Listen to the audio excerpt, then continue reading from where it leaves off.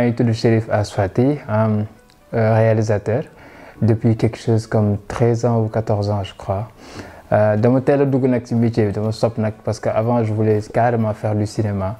dafa yàgg nekk sama rêve quoi depuis temps booy j'écrivais des nouvelles des bandes dessinées collège ak yooyu yëpp quoi depuis élémentaire secondaire xam nga def ay romans ay kii ba commencé bind ay scénario mais nag bon dama nekkoon ci benn famille boo xam ne sama partie grande suñu taaw dafa nekkoon à l'étranger aux États-Unis te film yu bëri ñu doon seetaan foofu la doon jógee quoi après mon rêve c'était de sama bac dem def États-Unis jaayante kaana yi foofu noonu quoi loolu moo nekkoon mais bon en fait dama doon am ay résultats condition moo nekkoon tout le temps amal résultat nga avancé léegi ma dem ba am bac ba lépp mat ba mu waroon dem ñu ne ma noo foog nga toggaat fii continuer encore des études quoi parce que bon tu es brillant dans les études léegi nag man nag sama rêve yëpp cinéma la foofu laa jóg kii quoi après bon pour mu encourager moom si la ma jëndal quelques matos jëndal ma caméra son lumière affaire yooyu quoi en fait je savais pas comment ça fonctionne bëggoon naa jàngi mais instant boobu média centre moo nekkoon fi au top quoi mais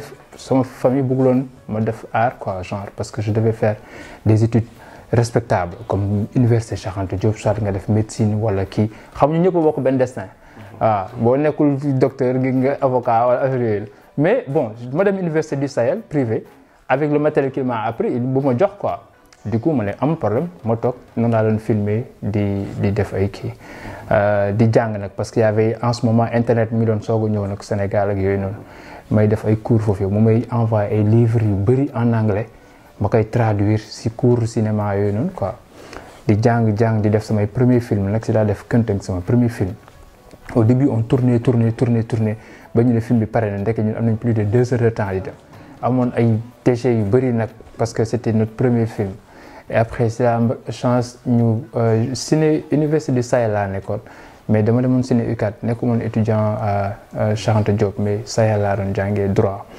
et puis j'ai rencontré monsieur Boy le jour que je suis arrivé nag après il a vu mon film ça l'a surpris quoi parce que xalaatuloon ku mel ni man def un film pareil déjà jógewuma ci école topp ma benn réalisateur mu ne ma noo def ma ne ko en fait j'apprends sur le net ak ay livres yi may envoyé ak caméra bi ma yor il m'a pris dans sa classe parce que ñi fa nekkoon yëpp c'était des étudiants du foofu première promotion ciné UCAD c'était intéressant parce que le jour que je prenais des cours mu ne ma jàngal luy scénario luy kii après lépp lu mu wax da nga koy xam mais doo xam turam quoi en fait c'est comme un langage boo xamante ne c'est codé mais saa yoo dugg il démystifie tout dans ta tête quoi waaw man dama doon retrouver wu et j'aimais tout le temps venir mercredi après-midi après c'est comme ça que après ma commencé sama carrière et comme je suis pas allé aux États-Unis je suis resté au Sénégal ma ne damay créer benn club bu tudd Sénégal faire mon rêve ici réaliser des films et depuis lors moo ngi noonu di def ay films rek quoi.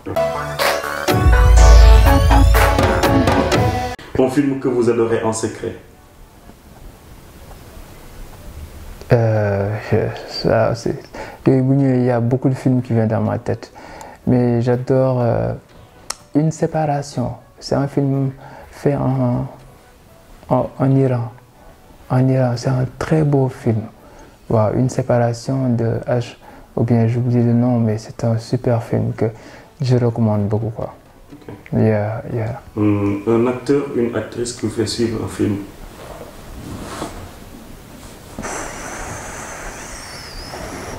Mel Gibson. Dans le monde ou qui?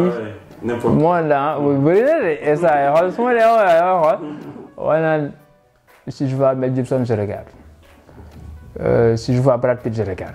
Je réfléchis pas. Si je vois Denzel Washington, je réfléchis pas. Will Smith, etc. Même au Sénégal, on n'a pas trop de production. Da ngay bëgg suivre ay acteurs mais ay 2 films lay am moom mooy problème bi quoi en fait. Dédicace à toute ma famille, à tous les Sénégalais, à tous ceux qui se battent pour le cinéma sans les moyens, les jeunes qui croient en eux. Dédicace à vous tous. Dédicace à la direction de la cinématographie. Alors, Abdou. waaw ne prends pas de risque mën naa am gars yi dem dëgg la quoi. moom day daw parce que yow instant tu es content yàlla ma rek moom day daw parce que y a sa véritable copine qui est là masque la teg ba pare di la daw nee na gars yi mën naa am lu wax dëgg de il fuit quoi. En fait, faut que moi cette troisième étape, je crois. Donc on est à la colère, on a la transition, le père, et pour discussion, c'est concept.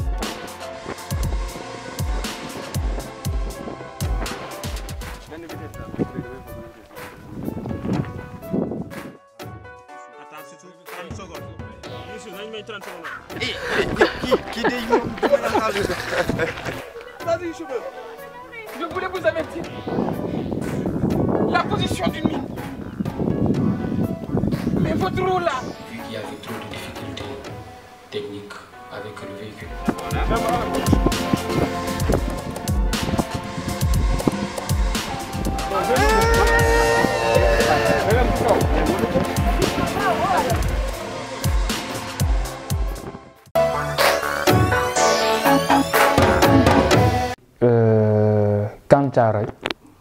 Kan Thiaroye moom bokk na si li gën a tax ma def cinéma en fait. Kan Thiaroye c'est un professeur histoire géographie moo jékki-jékki en plein cours indi télé bu mag teg ko après si laa soog a xam ne histoire boobu amoon na Sénégal.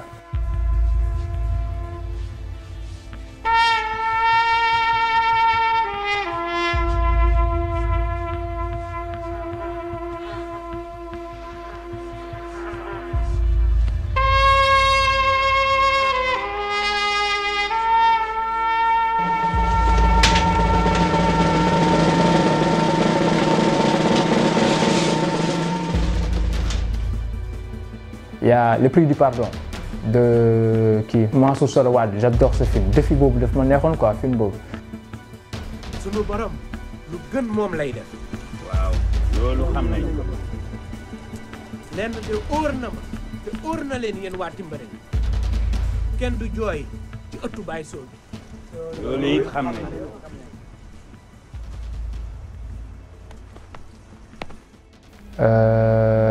Il y a un film qui s'appelle Fallou.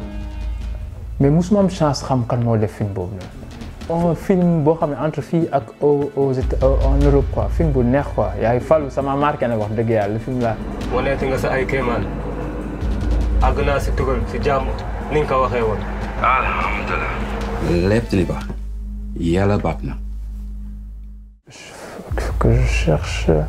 Yéen j'ai beaucoup aimé yéen j'ai beaucoup aimé Djibril Diop Mambéty. jaay sa doole ci dara yàq ci dund ci neen. fayanto jaru ko ndax kenn xamul fan lay teeree bu ñu ko tàmbalee.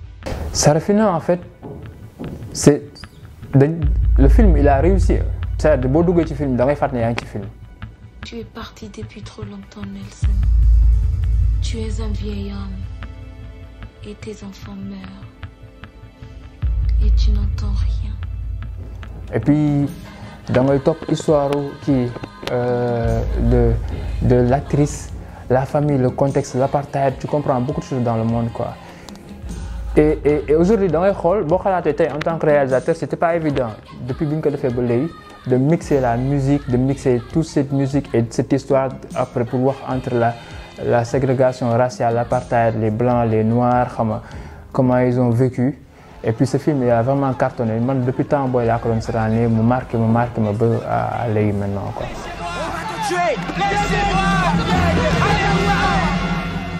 J'étais là avec les autres. Il m'a regardé et j'ai pensé que je ne pourrais pas le faire. Mais alors j'ai pensé à Guitare. J'ai pensé à Crocodile qui était mort sous mes yeux. J'ai pensé à Mary.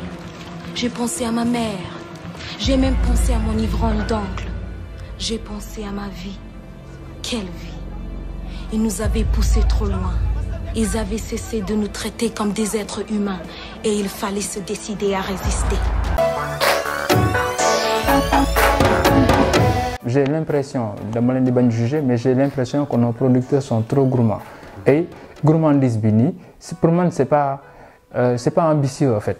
Parce que tu gagnes, tu fais ton business. Tu es comme sur côté, tu sa khalis, tu fais sponsor, mais tu veux rester dans ton coin. Alors que tu as 3-4 grands producteurs des séries qui sont ici, avec des qui, vous réunir, inviter la chaîne de représentants la chaîne de télévision, État, sponsor, voilà comment ça se passe. Parce que le problème c'est que les jeunes, ils ne veulent plus étudier.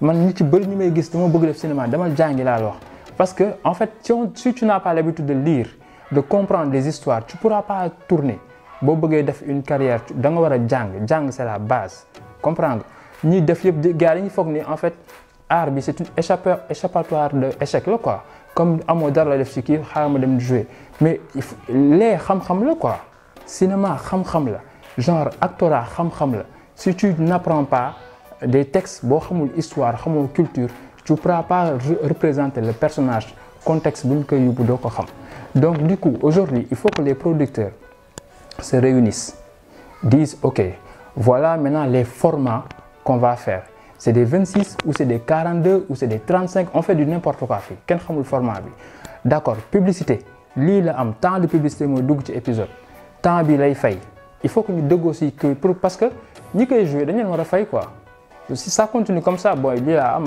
jël jàpp si lii ça n'arrange pas les choses il faut qu'on ne lii mooy cachet wu acteur pourcentage bi nga koy fay comprendre donc pour loolu sponsor bi tamit il n'a pas de parce que sponsor dañuy fàtte xamuñu œuvre ñoom c'est leur intérêt yow booy def sa film ils viennent savent que ok tu as un film qui s'appelle kii tuddee ma film bi lii ok ils imposent booy dugg sax si buntu bi da ngay gis seen logo ci buntu bi c'est bizarre buntu kër nga gis logo entreprise foofu nga toog booy naan kaas entreprise bi dañuy fees œuvre bi ba affaire bi nekkatul œuvre créative quoi et c'est dommage parce que après dafay jàll quoi loolu la ñu war a il faut qu'on se réunisse pour man entre tout le monde pour discuter et assainir le milieu quoi su ku la jox xaalis dalay wax fooy jaar quoi en général et man loolu laay bañ en fait je peux discuter scénario coolement dans l'esprit du film quoi mais en général quand il y a un poids de financement derrière il y a des conditions qui arrivent te man condition je veux pas faire des films par condition dama ko bëgg yëg quoi di ko def dama leen fekk gars yi ñu wax les cinéastes ils ont trop de choses dans leur tête mais ils aiment pas partager il faut que ñuy wax parce que faut que ñu fekk leen ci kii parce que ils connaissent beaucoup de choses et puis initiative yi dañ koy encourager de donner l'occasion l'opportunité à des gens qui ont beaucoup de choses à dire et de parler et dañuy ñaan yàlla que job rek nekk benn genre entreprise bu taxaw inchallah surtout dans le domaine audiovisuel cinéma nekk référence que ñëpp di suivre li ñuy def ni jox ko crédibilité et franchement à la place de di reetaan koo xamante ne sama liggéey wax dof la comprends nga il y a tellement de choses importantes qu'on fait dans la vie que les gars dañuy xool quoi mais franchement nice na trop et j'ai bien aimé et aussi partager quoi.